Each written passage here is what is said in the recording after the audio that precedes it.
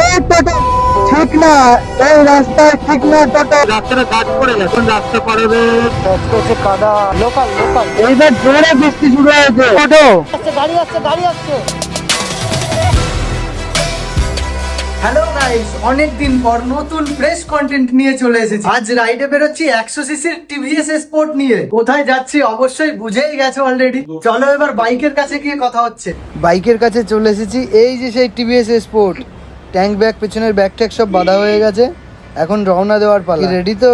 অবশেষে রওনা দিয়ে ফেলেছি।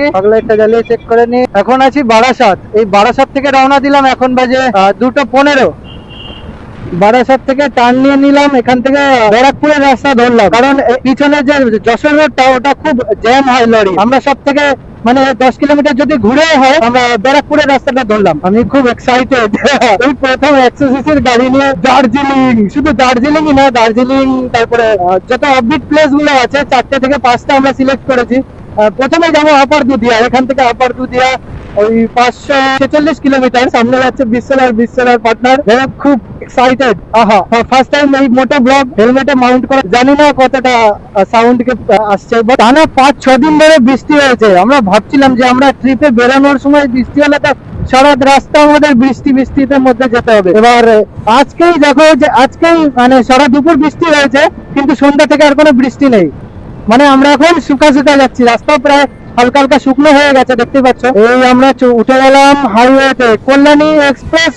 এই রোডটা তুখোর রোড, 3 লেন এক সাইডে, আর ওপাশে আবার 3 লেন আছে। সামনে আমাদের বিশ্বদা লিড করছে, বিশ্বদার সাথে আছে বিশ্বনাথ পার্টনার। রাস্তাটা এখন লাইট লাগানো হয়নি, দেখো মাঝে মাঝে পুকুর রাস্তা পার হচ্ছে। রাস্তাটা ঘুটঘুটে অন্ধকার, মানে একটু দেখে শুনে সাবধানে চালাতে হবে। 552 কিলোমিটার এভাবে 100 সিসি নিয়ে দেখতে থাকো। এখন গাড়ি চলছে 80, এখনো টাচ করেনি, কিন্তু আমি এর থেকে বেশি উপরে স্পিড নেবো না, কারণ 100 সিসির গাড়ি। এটাকে আমার এখনো 550 কিলোমিটার চালাতে হবে। দেখো পুরো ঘুটঘুটে অন্ধকার, আমার ফগ লাইটের আলো দেখো, ওদেরকে দেখা যাচ্ছে, আর এক্সট্রা কিছু দেখা যাচ্ছে না। ও এখানটায় লাইট আছে, সুন্দর একদম স্মুথ লাইট চলছে।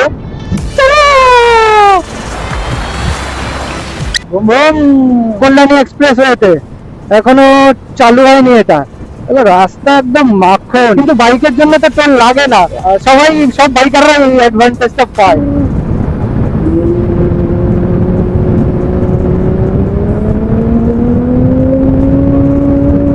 আমার মুখের sound just like super bike. একটা জিনিস দেখবে, এই দেখো পিকআপ ধরতে হচ্ছে না, ক্রুজ কানেকশন 80 তে যাচ্ছে। ক্রুজ লক করে দেওয়া। লং রাইডে হাত ব্যথা হবে না আমার 100 সিসি তে ক্রুজ। বেশি জোগাড় ক্রুজ। এখন বাজে 3:40, 513 কিলোমিটার এখনো বাকি। দেখাচ্ছে কাল দুপুর 1:55 ঢুকবো আমরা। এখান থেকে সোজা যাবো আপার দুধিয়া। শিলিগুড়িতে স্টে করবো না, শিলিগুড়িতে স্টে করার কথা ভাবা হয়েছিল, তার থেকে বরং একবারে 25 কিলোমিটার গিয়ে সোজা আপার দুধিয়াতে আমরা স্টে করি। সেখানে আবার ঝর্ণা আছে, নদী আছে, কি বলবো, মানে দারুণ জায়গা। তুমি সাথে থাকো, দেখতে থাকো ভিডিও। দেখো কপাল এত ভালো, 7 দিন টানা বৃষ্টি হয়েছে, কিন্তু আজকে পুরো শুকনো। 1 ঘন্টার উপরে হয়ে গেছে, তাও রাস্তা এখনো শুকনো, কোনো বৃষ্টির মানে আজকে ডেটটা দারুণ সিলেক্টেড ডেট হয়েছে। কৃষ্ণনগর 53 কিলোমিটার, কৃষ্ণনগর হয়ে যাবো আমরা। এখন আমরা রানাঘাট ক্রস করলাম। রাস্তা বেশি দিন হয়নি তৈরি হয়েছে, তার মধ্যেই গাড্ডাও তৈরি হয়ে গেছে। দেখো হাইওয়েতে ভ্যান চলছে, মানে কি বলবো, বড় বড় গাড্ডাও তৈরি হয়ে গেছে। এখন বাজে 4:27, এখনো 463 কিলোমিটার বাকি। আমার এই নিয়ে সেকেন্ড রাইড।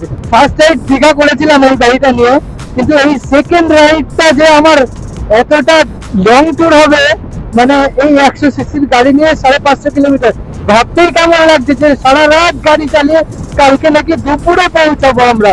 দেখাচ্ছে 1:50 আমরা পৌঁছাবো, কিন্তু 1:50 না, তার মধ্যে আমাদের রেস্ট। প্রত্যেকটা 100 কিলোমিটারে গিয়ে আমাদের দাঁড়াতে হবে, চা খেতে হবে, মানে এইটা আমরা প্ল্যান করে এসেছি। এবার আমাদের এই 20 মিনিট করে দাঁড়াতে আমাদের 6টা পজ নেবো, 6টা রেস্ট নেবো। মানে প্রত্যেক 100 কিলোমিটারে আমরা 6টা রেস্ট নেবো, মানে 2 ঘন্টা আমাদের রেস্টে যাবে। তার মানে 1:50, সেখানে আমরা 3:50 পৌঁছাবো। জানি না 3:50 কি 4:50 লেগে যাবে। এখানে দেখো আবার ব্রিজের নিচে পুরো জল জমে আছে। এখান থেকে বেশি দূর না দেখাচ্ছে কৃষ্ণনগর। ফার্স্ট দেখা যাচ্ছে শিলিগুড়ি। শিলিগুড়ি এখান থেকে সোজা দেখাচ্ছে, কৃষ্ণনগর বাদিকে, দেখো বাদিকে টার্ন নিয়ে নিচ্ছে ম্যাপে। ব্রিজ, এটা কি ব্রিজ? জলঙ্গি নদীর ওপর থেকে ব্রিজটা, কিছু করার নেই। এখান থেকে দেখাচ্ছে Dalkhola 337 kilometre, Malda 211 kilometre, Baharampur 85 kilometre. ভোর হতে চললো, 4:31 বাজে, সবে একটু আকাশের আলো দেখা গেছে। দেখো তোমরা ভিডিওটা এনজয় নিয়ে দেখছো, নিজেরাও প্ল্যান করবে। অনেকে ঘাবড়ে যায় যে 100 সিসি নিয়ে দার্জিলিং কলকাতা থেকে 600 কিলোমিটার কন্টিনিউ বাইকটা যাবে। তো এবার আমার ভিডিওটা দেখার পরে তোমাদের টেনশনটা চলে যেতে পারে, এর জন্যই আমার এই ভিডিওটা আমার এক্সপেরিমেন্ট ভিডিও। কৃষ্ণনগর পার করে আমরা এই ধুবুলিয়ার খাজুরিতে এসে দাঁড়িয়েছি। এখান থেকে চাটা খেয়ে নি। দেখো পেট্রোল গুলো দেখো, এখানে পেট্রোল রাখা পুরো নোংরা হয়ে গেছে। যাদের এমার্জেন্সি পেট্রোল লাগবে তারা এখান থেকে মানে দোকানে পেয়ে যাবে। 100 কিলোমিটার দাঁড়াবো বলে 111 কিলোমিটার এসে দাঁড়িয়েছি। এখন 4:54 বাজে, আমরা কৃষ্ণনগর পার করে সিংহাটিতে দাঁড়িয়েছি। ধুবুলিয়াও পার করে গেছি। এখানে 20 মিনিট রেস্ট নেবো মানে এই চাটা খাওয়ার জন্য। মাটির ভাড়ে লিকার চা, র্যাপিং পেপার আছে না, র্যাপিং পেপার দিয়ে পুরো জুতোটা র্যাপ করে নিয়েছি। সবাই ওয়াটারপ্রুফ বানিয়ে নিয়েছে। দেখো বাজেট কম তো তাই প্লাস্টিক বেঁধেছি পায়ে। সকাল হয়ে গেছে, এবার ফুটেজটা দেখো। এই যে হচ্ছে বিশ্বদার সেটআপ আর আমার এই যে সেটআপ। অন্ধকারের মধ্যে যে রাস্তাগুলো দিয়ে আসলাম, ওখানে কিছু কিছু জায়গায় লাইট, আবার পুরো কিছু কিছু জায়গায় অন্ধকার। তার মধ্যে গাড্ডাও আছে জায়গায় জায়গায়। ওটা রানাঘাট সাইডে একটু গাড্ডা, রাস্তাটা এরকম রাস্তার উপরেই জায়গায় জায়গায় গাড্ডা রয়েছে, মানে ওটা রানাঘাটেই। তারপর থেকে আবার রাস্তা পুরো হেভি রোড। আমার কন্টিনিউ এইচপিতে রাখলেই না, পেছনে কোনো কেরিয়ার লাগানো নেই, রাকশাক বাঁধা, পেছনে একজন প্লেয়ার আছে, তাও কোনো প্রবলেম নেই।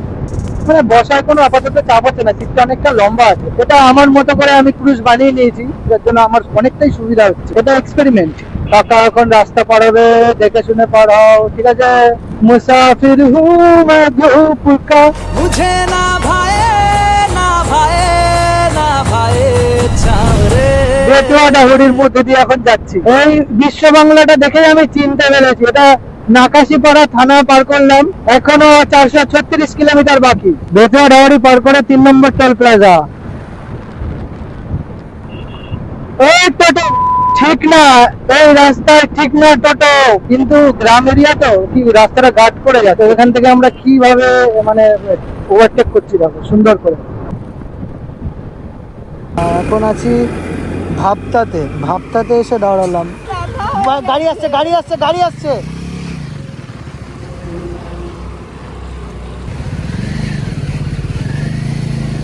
ফুল অফরোডিং গাড়ি।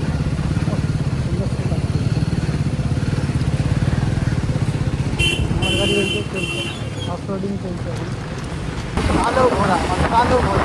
বাদিকে চলে যাচ্ছে বহরমপুর টাউন। আমরা বাইপাস হয়ে সোজা।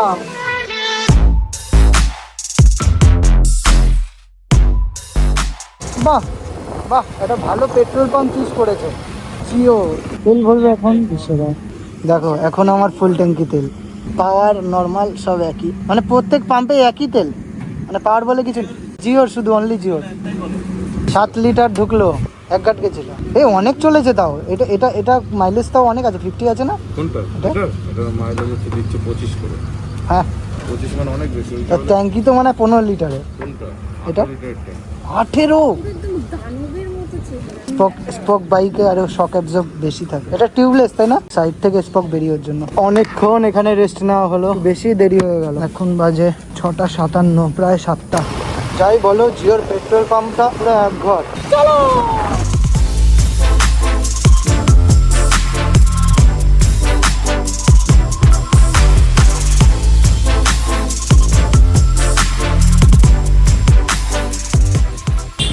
আরাক্কা ব্রিজে ওঠার আগে দেখো পুরো গাড়ির জ্যাম হয়ে গেছে।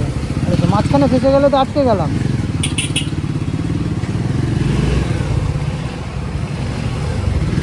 ফেসে গেলে চাপ হয়ে যাবে, বেরোতে পারবো না তো। বৃষ্টি শুরু হয়ে গেলে রেনকোট পরতে হবে। বৃষ্টি হালকা করে শুরু, সামনেই ফারাক্কা ব্রিজ। প্যাচ প্যাচে কাদা, রেনকোট পরে রেডি, ধীরে ধীরে বৃষ্টি হচ্ছে। দেখেছো কোথাতে কোথাতে বেরোতে হচ্ছে। এখানকার লোকাল পার্সনদেরকে দেখে তারপর আমাদের রাস্তা পার হতে হচ্ছে। এই যে ট্রেন যাচ্ছে সামনে, ফারাক্কা ব্রিজ। উপর দিয়ে যাবো নাকি ভাব, প্রচুর জ্যাম ফারাক্কা ব্রিজে। এই দেখো লোকাল লোকাল, ওপরে উঠবো। হ্যাঁ, লোকাল স্কুটি নিয়ে ওপর থেকে যাচ্ছে, তাই আমিও গেলাম, নেমে গেলাম। ফালতু রিস্ক নিয়ে লাভ নেই। পার করে গেলাম ফারাক্কা ব্রিজ। এখান থেকে আর 284 কিলোমিটার। 9টা বাজে, বেলিয়াডাঙ্গা চলে এসেছি। এখান থেকে একটু খাওয়া দাওয়া করে নিতে হবে।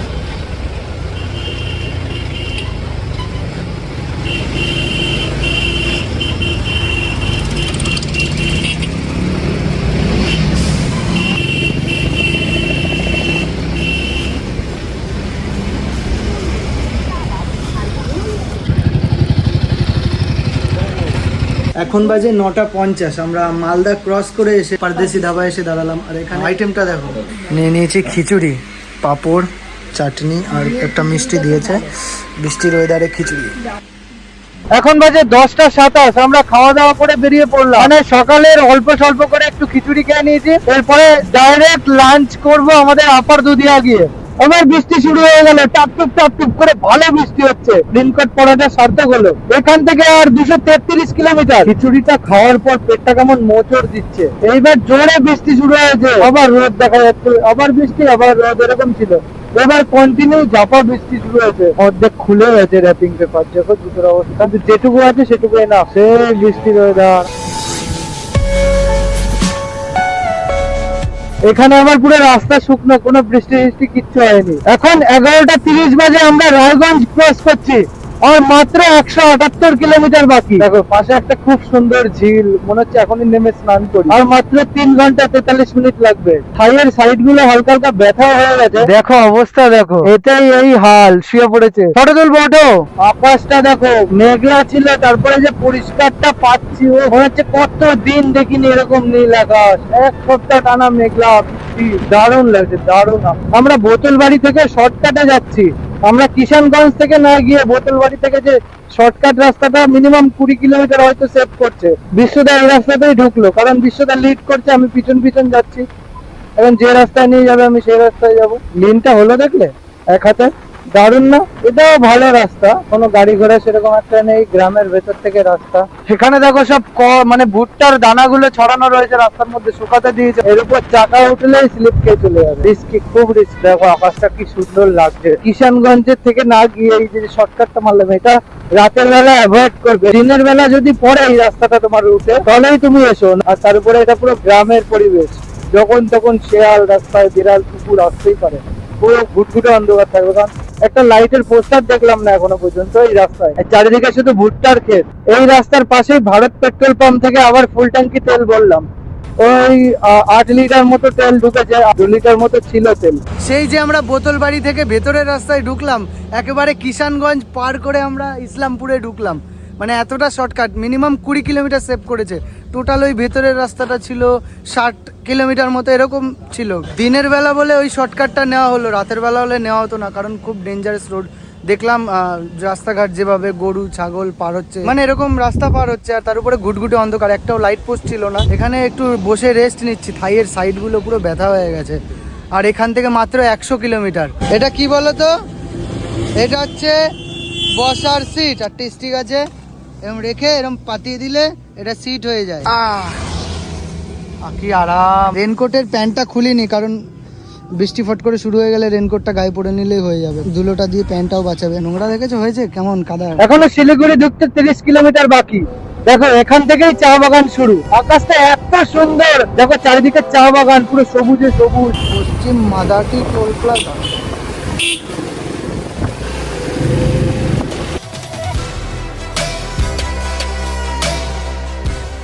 আমরা শিলিগুড়ি ঢুকে গেছি।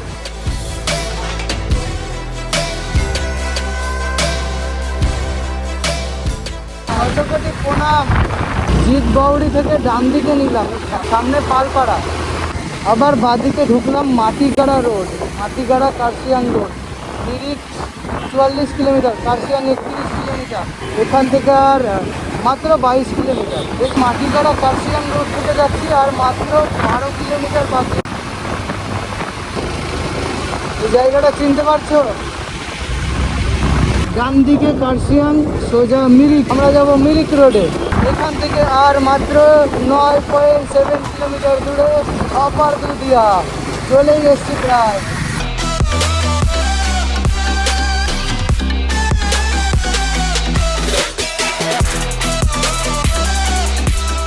চলে এসছি দুধিয়া বাজারে। চারিদিক থেকে পাহাড়। রাত 2:30-এ রওনা দিয়েছিলাম কলকাতা থেকে। এখন বাজে বিকেল 4টে। এখনো আমার মধ্যে এনার্জি আছে। দুধিয়া বাজার ক্রস করেই একটা ডান দিকের সরু রাস্তায় ঢুকলাম। এদিক থেকেই দেখাচ্ছে ম্যাপে, আর 900 মিটার।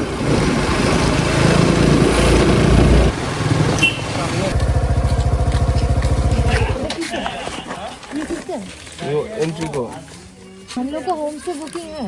कौन सा home stay Radha Rani home stay. Radha Rani ও হ্যাঁ, হোমস্টে বুক আছে তাই। Radharani homestay, Radharani homestay. আরে এখান থেকে একটু অফরোডিং আছে।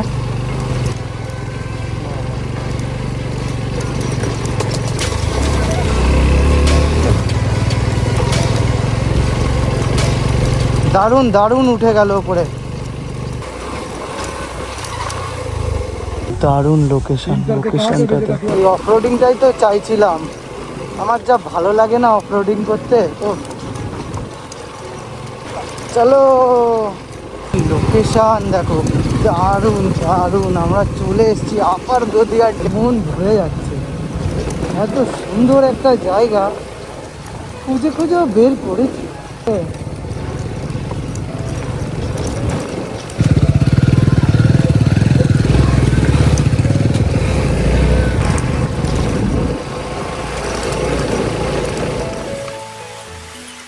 এখন 4:20 বাজে। আমরা এসে পৌঁছালাম আপার দুধিয়ায় রাধারানী হোমস্টেতে। টায়ার্ড হয়ে গেছি, জার্নিও প্রচুর হয়েছে। এই লাস্টে এসে আবার অফ রোডিং, মানে এবার একটু রেস্ট না নিলে হবে না।